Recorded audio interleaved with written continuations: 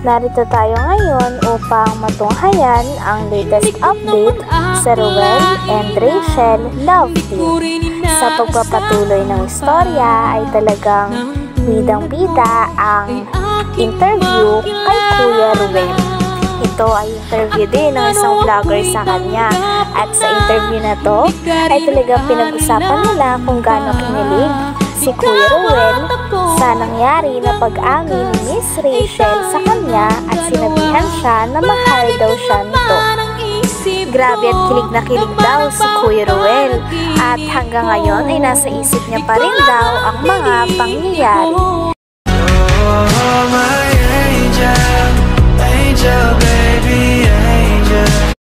Mr. Cupido, ako na may tulungan mo. Ikaw nga ba si Mr. Right?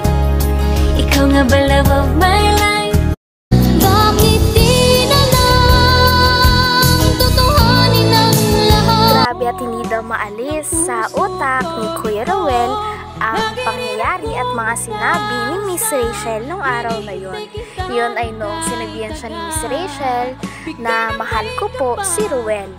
Pagtapos naman ito ay napag-usapan din nila kung gaano nakaka-excited si Kuya Ruel sa nalalapit na pag-uwi nila sa Mindanao. Grabe't na paginipan din daw ni Kuya Ruel ang mga mangyayari at plano nito doon. Oh, my angel, angel, baby, angel. Mr. Cupido, ako na may tulungan mo. Ikaw nga ba si Mr. Right? Ikaw nga ba love of my life? Bakit di na lang tutuhanin ang lahat?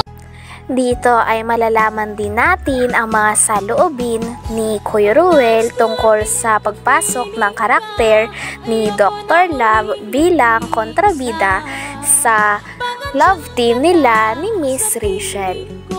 Grabe at talagang kinikilig din dito si Kuya Ruel sapagkat paulit-ulit nilang binabalikan ang pinaka-highlight ng kwento o serye kung saan sinabihan ni Miss Rachel si Dr. Love na mahal ko po si Ruel. Sige na, magsalita ka na para mapanood nila yung mga sinasabi mo. Mahal ko po si Ruel. Bakit ba ako'y laging ganito mo pinapansin? Bro, sundan mo bro, sundan mo, sundan mo. Laging sumusunod sa gusto ko. Lagi kitang inaalala. Ano yung sabi mo kanina? Ulitin mo yung sinabi mo kanina. Mahal kita. Bakit ba ako'y laging ganito? Pakaramdam mo, ano yung naramdam mo nung bigla-biglang nagsalita si Rachel? Hindi ko yun expect kasi nga bibihira lang talaga siya makapagbitaw ng mga ganong salita, no? sa dinami-rami ng tao. So ayun, nabigla ako kaya nga bigla ko siyang kinuha and then pumunta kami sa medyo walang tao. And tinanong ko kung talagang ano yun. Ako din. Pero siguro nagawa niya yun kasi nga sobrang inis na niya, sobrang galit dahil sa nangyari sa harap-harapan na talagang yung mga salitang hindi maganda. Hindi pa ayaw pa ni Dr. Love na humingi ng sorry o kaya yung mga nasalita niya. So ayun, siguro na nainis siya kay Dr. Love. Pero yung inis niya is yung ano pa rin? Ay, sige. Mabait pa rin. Mabait. Ibig sabihin, sa tingin mo, katulad ng kape, katulad nito, sulit ba yung pagmamahal? Sulit na sulit kasi sa kape nila dito, sobrang tapang. Yung kaya kang ipaglaban.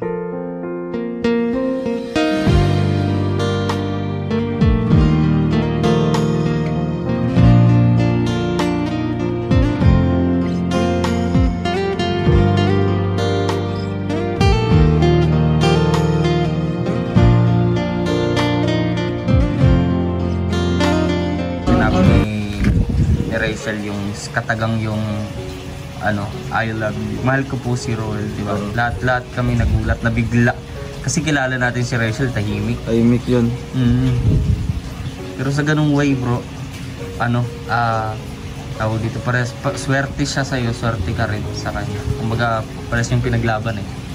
No? Pero yun nga, di pa rin dapat, aning natin, ano po, kasi ito si Dodong mga kalingap ay edukado po ito. At yung mga sinabi niya na maghihintay siya, no? Yun po ang aning natin, huwag tayo mga kalingap mag-isip ng kung ano-ano. Pero yun, pasalamat pa rin tayo Dong, no? Dahil support pa rin silang lahat sa inyo. Ganun. So abangan nyo po kung yung mga susunod dito sa vlog na to, sa video to. Hindi ko pa sasabihin yung mga nagdaan na ano. Oo, yun lang muna, yung mga pag-amin na yun. Tataphaw. Kinilig ka din Dong. Pag uwi mo Dong, anong naramdaman mo? Maganda ba ang tulog mo Dong? Sobra. Ano pa, ayun, hindi ako makapaniwala. Talagang natulala ako mga 3 seconds.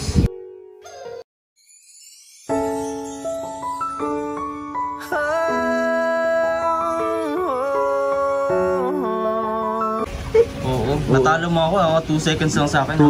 Sa akin 3 bro. Natulala ako, and then pagkatapos ko natulala, kumain na ako. So ayun, nagpahinga na ako natulog. And sobrang ganda ng gising ko.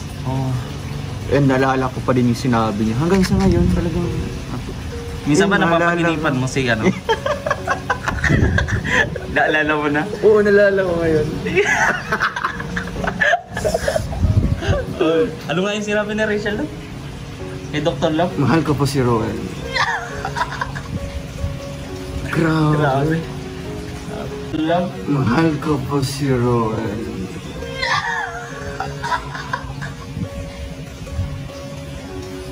Grabe. Pero bro, honest, honest lang. Minsan ba napapaginipan mo si Rachel? Oo, sa totoo lang. Walang biro yan. Walang biro. Siguro mga 3rd time na. So, sobrang iniisip siguro ganyan. Hindi naman siya dinideny ko. Talagang nangyayari yun. And first na panaginipan ko siya is shinare ko sa kanya pag umaga nun. Kasi talagang hindi ako mapakali. Kasi nga maganda yung panaginip na yun. Andun na kami sa bahay. Sa Malalag? Oo, nagkikita-kita na kami ng mga pamilya ko. Tapos, ayun, sobrang saya. And then, doon ko nakikita yung totoong ugali ni Rachel. Talagang mabait siya ngayon. Talagang sobrang bait niya. Maasikaso kahit nasa ibang bahay siya. Yun yung isa sa natin, di ba?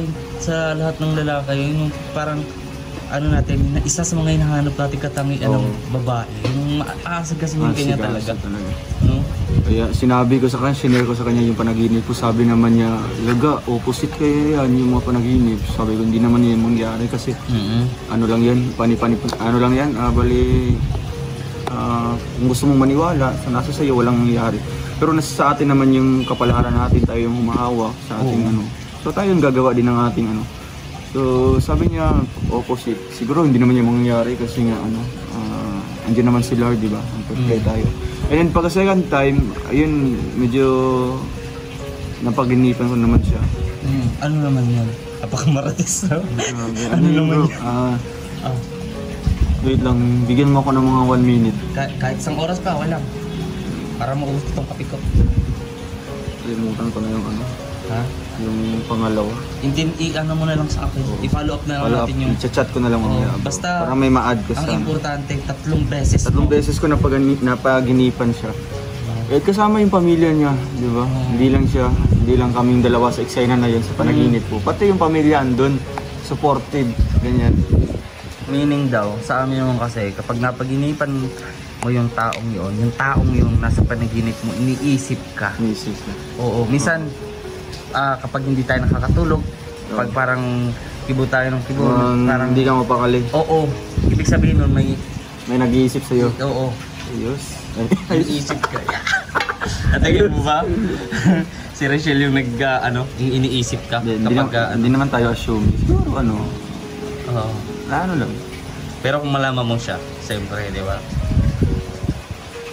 Kikilig. Ano mo yun bro? Okay. Kape na tayo. Ayaw. Sige bro, ihigop ka mo. Bait. Sige bro. Ayan po mga kalingap. Pinakamahal na. Palagi kang naman ang Hanggang dito na lamang muna ang ating update sa Ruel and Rachel Love Team. Maraming salamat sa inyong panonood. Bye!